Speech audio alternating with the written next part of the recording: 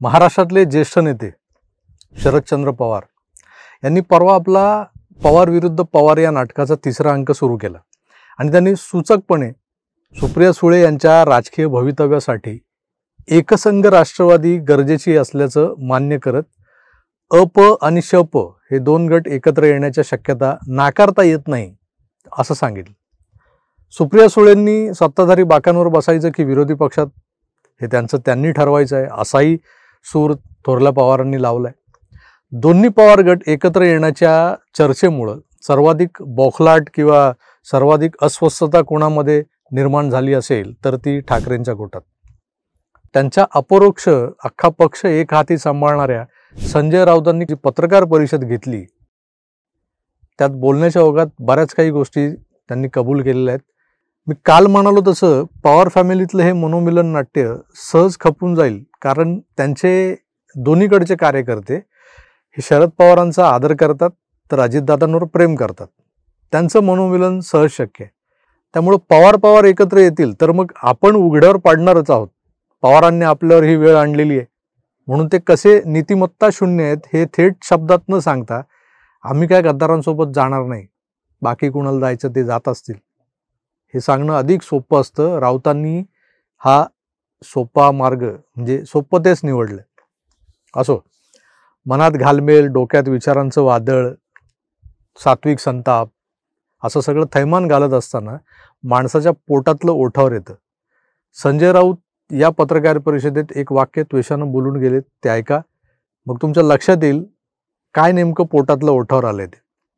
बघा, सुप्रिया सुळे, माननीय शरद पवार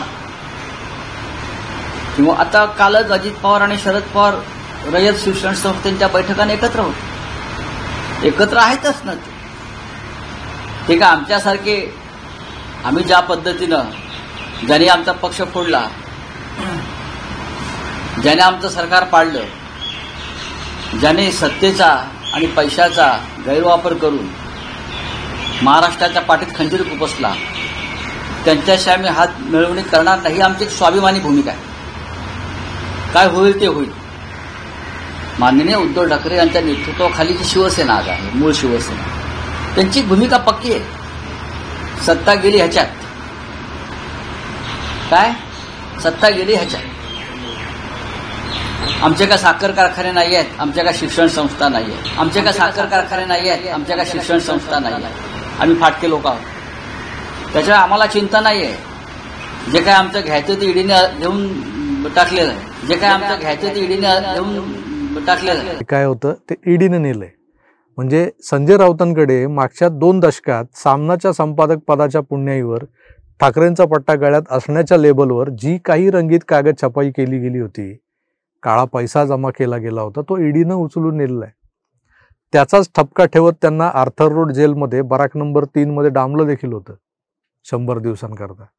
पण हे मात्र सच्चाईचा टेंबा मिरवत रोखठोक बोलण्याची टिमकी वाजवत जगासमोर आपण धुतल्या तांदळासारखे स्वच्छ आहोत. आमचा राजकीय आवाज जो मोदींना सलतो, तो आवाज बंद करण्यासाठी आकसानं आमच्यावर खोटी कारवाई झालेली होती, हा दावा इथं फोल ठरतो राऊतांचा. राऊतांवर ईडीनं छापा मारला होता त्यांच्या पत्नीच्या नावे असलेल्या फ्लॅटबद्दल आणि मुलीच्या व्यवसायाबद्दल. फारसं कुणाला आक्षेपार्ह वाटत नव्हतं. पण पत्राचाळ घोटाळा, PNB बँक घोटाळा, HDIL, राकेश वाधवा, अलिबागचे बंगले, तिथल्या समुद्र किनाऱ्याजवळच्या जमिनी विकत घेण्याचं सत्र, यावरचं लक्ष हटवण्यासाठी राऊतांनी केलेला कांगावा वेगळाच होता. अलिबागचं कोरलई गाव हे राऊतांमुळे चर्चेत आलं खरं, पण अलिबागच्या गावकऱ्यांच्या, शेतकऱ्यांच्या जमिनी मोठ्या प्रमाणात विकत घेताना 1 रुपयात विकत घेऊन शाहरुख खानला 3 रुपयाला विकली आणि मूळ मालकाला 50 पैसेच दिलेत, असा एक अनोखा धंदा, रिअल इस्टेट बिझनेस इथं सुरू होता. त्यात इथला एक शिवसेनेचा नेता, आमदार यात सामील असल्याचं सांगितलं जातं. हा मोठा बिझनेस बहुधा तेव्हा राऊतांना करायचा होता. शाहरुख सोबत पार्टनरशिप पण करायची होती. मगर ये हो ना सका, ईडीने बंबू लगा दिया. आमच्याकडे जे होतं ते ईडीनं नेलं हे कबूल करताना ते सांगतायत, एक प्रकारची कबुलीच ते देत आहेत की होय, आमच्याकडेही दिसणारं असं बरंच काही होतं जे ईडीने जप्त केलंय, मगर जो दिखता नहीं है वो किसको मालूम है. संजय राऊतांची ही अप्रत्यक्ष कबुलीच नाही आहे का?